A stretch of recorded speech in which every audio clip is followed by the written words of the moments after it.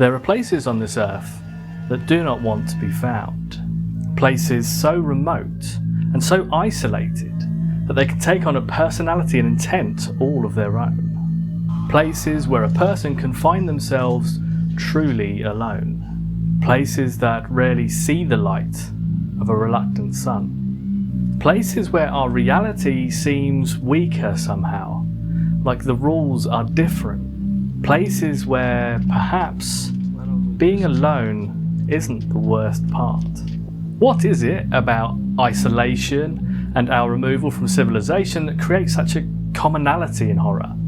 Whether it's the hotel cut off by snow and ice for winter, the mysterious old cabin miles from the nearest town, or indeed the military research base that isn't on the map. Could it be that it is in these moments that we truly start to understand our place in the wider scheme of things? That we start to appreciate how cosmically small and vulnerable we are? How helpless we are against the cold, dark nothingness of the universe? Empty Shell is a roguelike top-down shooter set in the 1970s that utilises a grayscale colour palette to imitate an old-school security monitor being viewed by someone, you I suppose, remotely. These graphical choices work sympathetically with how the exposition is presented via text on CRT-style screens, the kind that curve at the edges like only us older gamers would remember. This style is commonly referred to as analog horror, and the aesthetic heavily informs many aspects of the game, leaning on the lack of clarity and sensory information provided by older physical media for the tension and atmosphere, in much the same way that movies like Skinamarink, and perhaps unsurprisingly, the VHS movie series also do. Each run in Empty Shell sees the player controlling a somewhat reluctant explorer being sent into an abandoned facility to find out what has happened, restore power to the key functions, and to reconnect the facility to headquarters. At the opening of the game, we get this from one of the volunteers via the DOS screen exposition. They make us sit on these wooden boats, weapons pointed at our backs. A backpack with a weapon and some ammunition. For the lucky ones, an automatic rifle, but fewer and fewer of them are seen. They say that we will find supplies on the spot, even if no one has ever been able to confirm it. I never understood why they send us there one at a time. We might have a chance with more people together. I've seen dozens leave in the last few weeks. Men, women, young, old. No one ever returned. A new boat leaves the ship every 12 to 24 hours. I see them disappear in the fog, in the rain that never seems to stop falling. They say that the facility is not far from here, no more than 4 nautical miles, a little more than 3 hours before reaching the beach, if the waves don't overturn the boat and then engulf you in the darkness of the ocean. The next turn is mine. It's all pretty bleak. Forced against your will to cross black, endless depths to a place where no one has returned from for several decades. Yeah, not my idea of fun either. The early parts of the game largely involve you searching through darkened and abandoned facilities, trying to make out what you're seeing through the pixelated grayscale of the satellite camera feed until you finally encounter something brighter. You are soon accosted by what looks like the base's original personnel, still wearing their hazmat gear. Your only warning being the guttural groans that are emitted from somewhere on their person. Well, that and the way that some are running at you on all fours.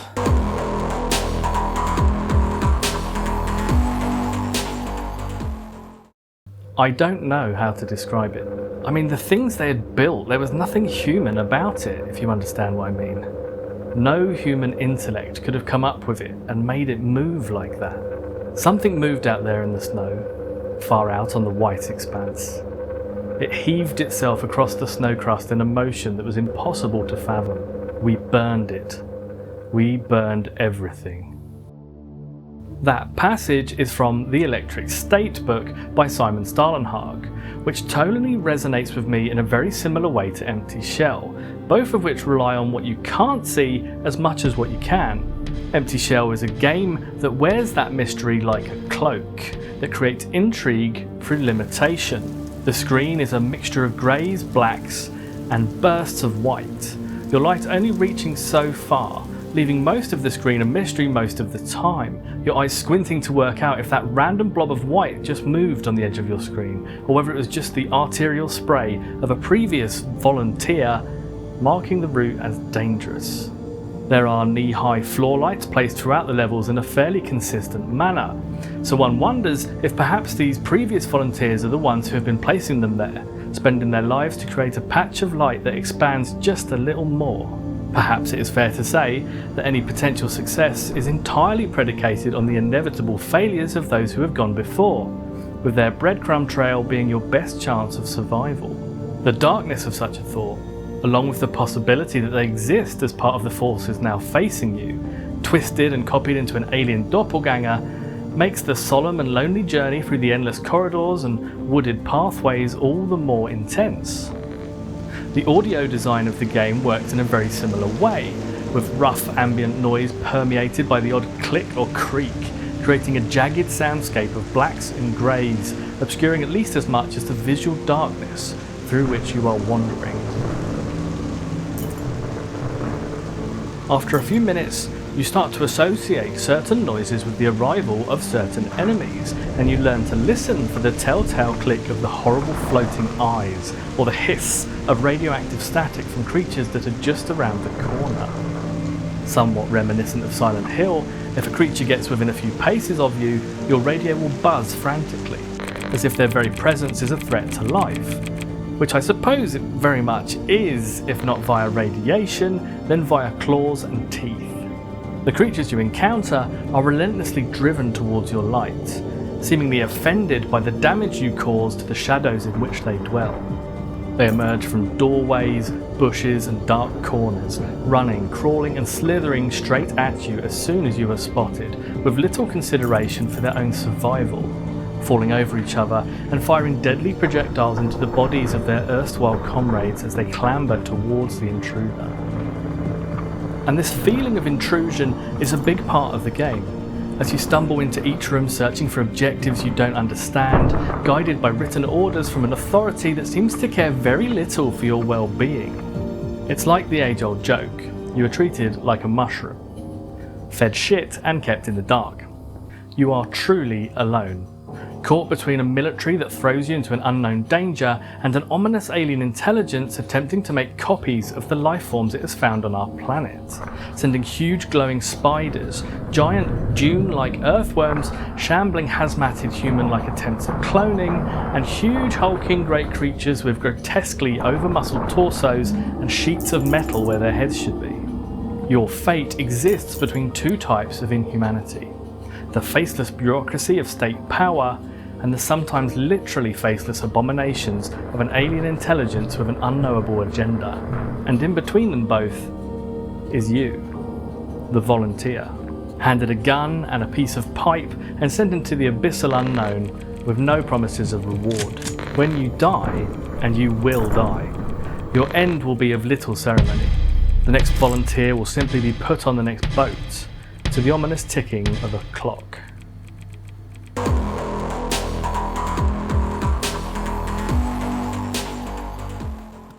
There is a dizzying array of weapons, devices and items that can allow you to shape your preferred playstyle, though luck will always play a big part in what you will actually find on your journey. As you move through the darkened corridors and facilities, you will find flashing crates full of ammunition, weapons and items, and when you unleash them onto the shambling hordes of zombie-like clones and skittering giant spiders, you will begin to accumulate some currency. What use would currency be to someone lost in a secret facility in the middle of nowhere, surrounded only by monsters and abominations, you ask? Vending machines, complete with jaunty elevator music, I might add. The irony of commerce being your only assistance in a game where your superiors are very much Soviet coded is not lost on me. Using these handily placed little oases of calm, you can cobble together an arsenal of killing tools, healing items and armour that is perhaps more varied than you might have expected, so long as you have the moolah, of course. You get the usual mixture of different firearms, knives, clubs and axes, as well as the life-saving varieties of turrets and drones that allow you to feel slightly less alone at key moments, such as when set upon by giant laser eyes that emerge from the night sea. These automated allies are temporary and quite expensive, but they quickly find a place in a strategy for those moments where you are being pursued or where you're about to be overwhelmed. The drop a turret and run screaming tactic has served me very well. The other key purchase that you can make at these vending machines is attribute increases, allowing you to increase your maximum health, stamina, armor and inventory, making you a virtual killing machine, or at least less of a squishy blood bag at any rate.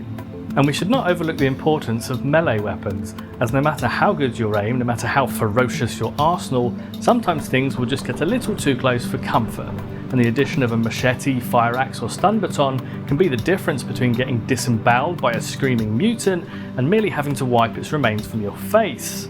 As you equip 2 guns, a melee weapon, armor, an armed drone and a droppable machine gun turret, you start to feel like maybe, just maybe, you can do this.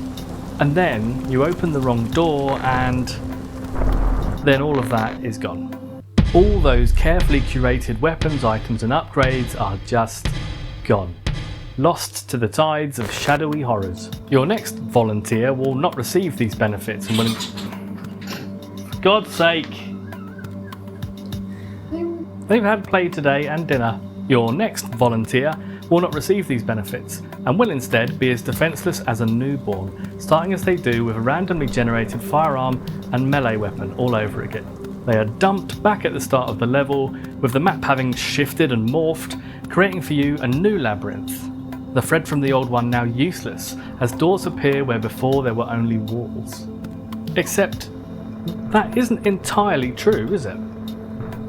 If you are lucky, very lucky, you might stumble over the corpse of your previous volunteer and be able to reclaim some of what was lost, meaning you can get a little boost to your pitiful chances of survival. So there is that at least. You will need every single bullet to achieve what is being asked of you, whether it is aligning communication arrays, powering up the facility using its on-site generators, or firing up the very device which created the threat in the first place.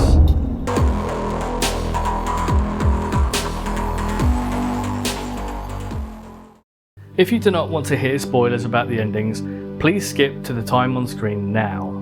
If you manage to get to the final level, you are given one last objective: to power up the experimental tech that was developed on this site after the Second World War. This is the same tech that created the signal bridge for the alien life to find us in the first place, and to transport itself over to our world. And your character will discover that there are 3 power sources to this tech, though only 2 need to be functioning to make it operational. However, you learn that if you were to activate all 3, well, that would cause a power overload that would likely destroy the tech and most of the facility too.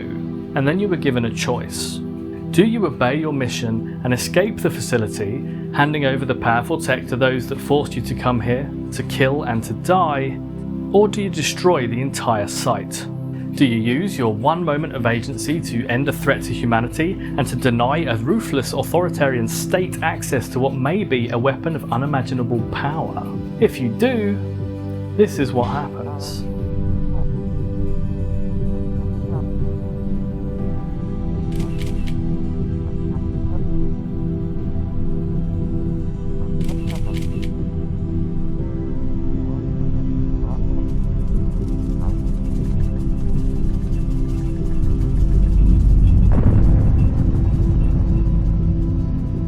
If, however, you decide to obey orders and save the facility, your reward is...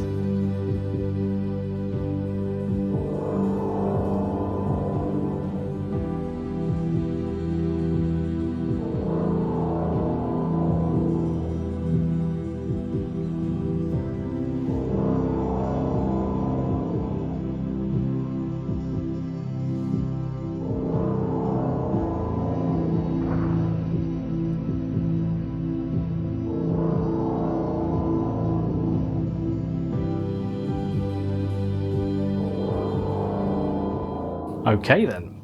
So safe to say, it's not a happy ending sort of game.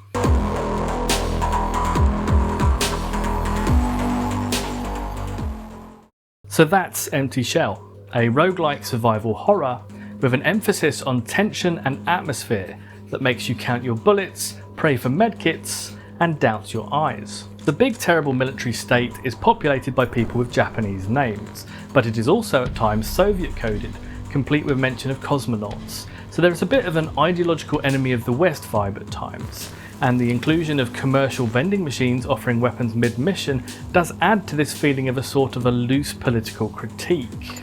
I think when we consider the old maxim that is often attributed to the Russian infantry in the Second World War, one man has a rifle, one follows behind with the bullets. Should the man in front of you fall, pick up his rifle. It's easy to see how the structure of the game feels like it has been constructed to engender a similar reaction. One volunteer at a time, finding the body of their predecessor and trying to progress a little further before they too die, leaving their equipment to the next volunteer. Human life is cheap, and this is never more true than in a totalitarian state. Or at least this is part of what is being said by the game, I think. Though even in this view, the free market vending machines remain problematic, putting life-saving equipment and the success of the mission effectively behind a paywall. The aliens themselves are revealed to be creations of an alien intellect that travelled to our planet using a signal sent out from this facility, and which is now using the various life forms on this planet to construct its own army or avatar. It appears our own hubris and our own estimation of our power relative to the universe led us to walk ourselves into a conflict that could have undermined humanity entirely, should we have not been able to gain control of the facility. Perhaps there is a lesson there, in the way that we treat humans as exceptions, as different from other animals, trees and living things, more important, more powerful. We stomp all over our world, killing and destroying habitats and other life forms, watching large swathes of forests catching fire with alarming regularity, and refusing to change too fast in case we jeopardise our precious economy.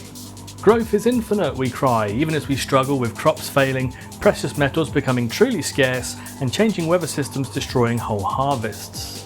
Perhaps Empty Shell was reminding us that this human exceptionalism has led us to a point where we believe that we are, as a species, at the pinnacle of evolution, and that we can overcome any challenge to our survival, be it climate change, global conflict, or interstellar invasion. When Empty Shell sends a giant earthworm to wreck your shit, maybe it is reminding us that it only takes a small change to the status quo for everything we know to suddenly become very finite indeed. Empty Shell is a fun game, more as an atmospheric experience than in terms of its raw gameplay loop, though it does handle itself fairly well there too. I would recommend giving it a go if you see it on sale. It's a fun, intense time, and it has enough variety in playstyles that you should be able to find a way that suits you. Thank you for watching this video. Please consider giving it a like and subscribing for more of this sort of thing. Thanks also go out to Mrs. InsideLeft for their help with scripts and filming, Nicko for the microphone, Adventsong and Robert Gordon for the use of their tracks throughout this video, and to the WeCreateTogether crew for their ongoing support and advice. If you are interested in being part of the WeCreateTogether creative group, where we collaborate, support and amplify other left creatives, please look us up on Blue Sky at WeCreateTogether.bsky.social and drop us a message. Thanks again for watching, be safe, be kind and stay strong, comrades. See you soon.